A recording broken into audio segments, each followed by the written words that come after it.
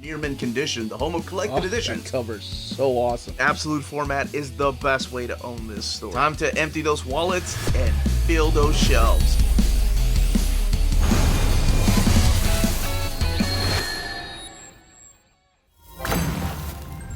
Hey, all you mentees, Uncanny Omar here from Near Mint Condition, the home of collected editions, and join me today for my overview of the Manifest Destiny Book 1 hardcover from Image Comics. So let's go ahead and get started.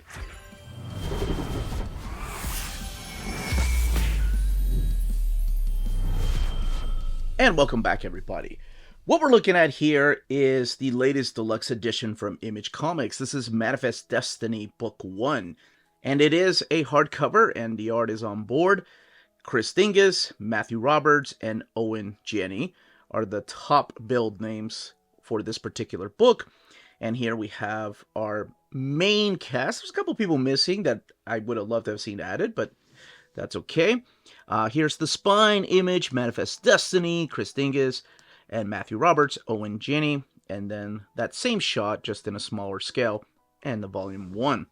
On the back of the book are the two main characters, what it collects, Skybound, Image, and then a little bit about the stories.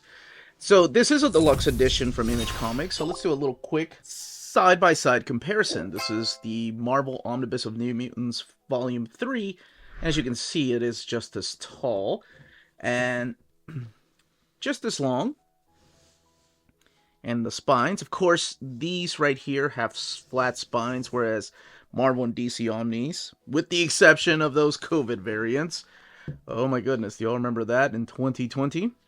I think there were 4 of them in total, have round spines. So that's the big difference in the spines right here. But as you can see, it is just as tall. Turning it back around, and you have the art on board, and there's no dust jacket. So the book is rated mature. There are some mature themes in here, mainly due to the violence, though. And this one retails for $59.99. Now, I am going to be talking about the concept and the pitch for this book. This book is separated into 4 different chapters, and I'll talk a little bit about each one, but mainly giving you the pitch without going heavy into spoilers, because there's a lot of mystery and a lot of twists and turns in this particular book. All right, let's go ahead and dive in there. All right, let's go ahead and crack the book open.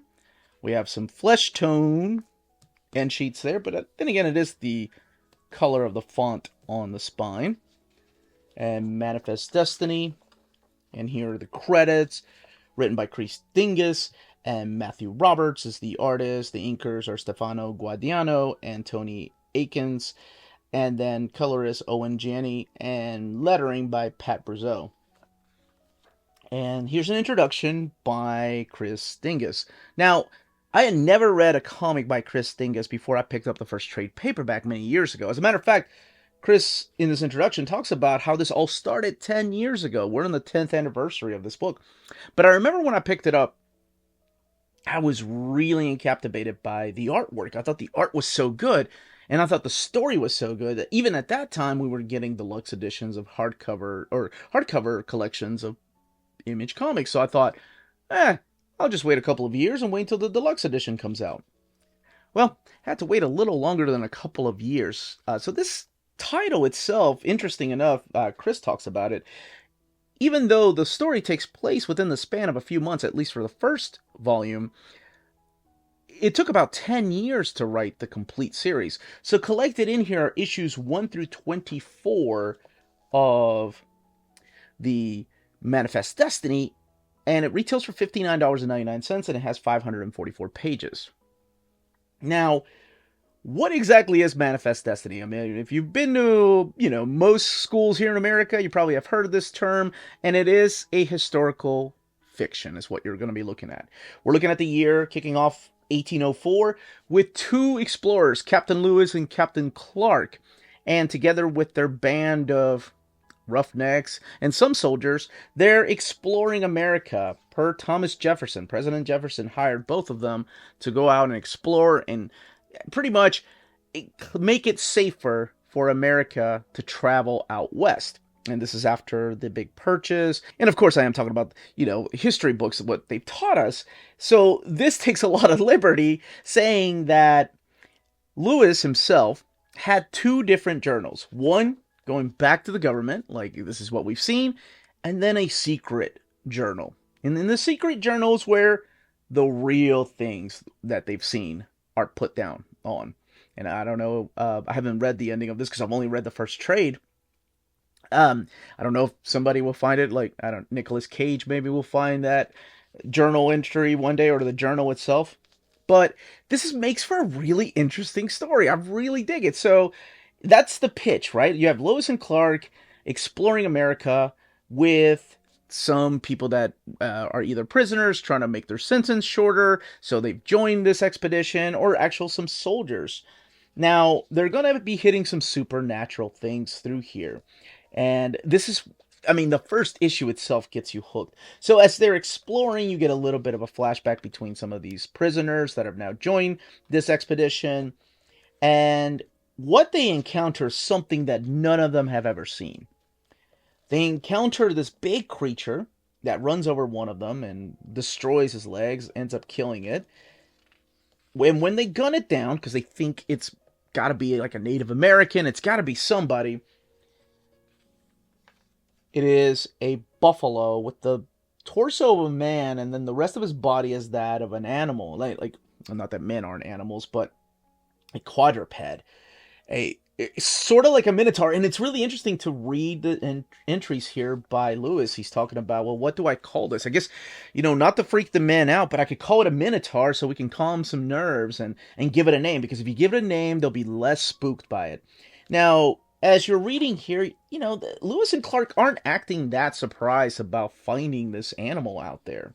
They're kind of like, yeah, it's what we expected. So there's a little bit of background story behind them, and then, of course, Jefferson giving them this task and why exactly they're going out to the west. And like I said, there is violence, and that's mainly what gives this the mature rating. There is a little bit of sexual content, at least in the first volume. Now, in their expedition, they do make it to La Cheraie. La Cheraie is where they were supposed to encounter some other folks that had already come out west, and they find the town completely empty. And as it turns out, the town has been taken over, with the exception of a few people, by this plant being slash zombies, making people into zombies type of creatures. So that's what they encounter, and eventually they do run across a group of people that remained and weren't turned into zombies, and one of them ends up being a big part of the cast, and that is Magdalene Boniface, or Boniface. Her husband was the town medic, so her and Lewis have a lot in common. Clark is on the more adventuring side of things, whereas Lewis is the more scientific type of things. Like, he's looking at things from a scientific point of view, and whenever they encounter something that they can't explain, he tries to go back to the ship and tries to figure out a way to solve this problem. Like, how do we destroy these things? Now, these magical or supernatural things or mythical creatures are all kind of centered around these arches that you're going to be seeing through here. Now, if you're familiar with the story of Lewis and Clark, another character or another historical figure from that time is Sacagawea, who ended up taking them. She was kind of like their guide, even though, scholars and people have talked about how that really wasn't true. She was more than just a scout. In this book, she's a badass warrior that happens to be pregnant. So here, let me show you the introduction. So remember when I said that they ran across these minotaurs and they were running away from them, and that's what Lewis called them, minotaurs? Well, in comes Sacagawea and her husband right here. This is Toussaint Charbonneau. I believe is how you say it. But anyway, he's like, hey, we were supposed to meet you guys here. And Captain Clark is like, yeah, you guys are late. What's going on? And as you find out, she is with child. She's carrying his baby. And that baby may play an important part in all of this story. And that's what this is. This is exploring America back in the early 1800s with mythical creatures. And it seems like there was a lot of research done about some of these mythical creatures that could exist or have existed in the West here in America. And it is really interesting to see what the artist and the writer come up with. So the second story arc is about giant bugs and insects and giant frogs. And the third storyline, I think the third storyline is one that kind of took me and a lot of other people by surprise because of some of the decisions that were made by the crew. I will say this, just when you think you got it all figured out, that you understand the characters of Lewis and Clark, it does a complete 360 on you, and you at least it pissed me off, but you can find out for yourself exactly what happened. The fourth storyline is about the Sasquatch monsters, and it's done in a interesting way because like I mentioned, we have the journal entries of Lewis, but at the beginning of the story, we have the previous captain of the previous group that went out there and explore America.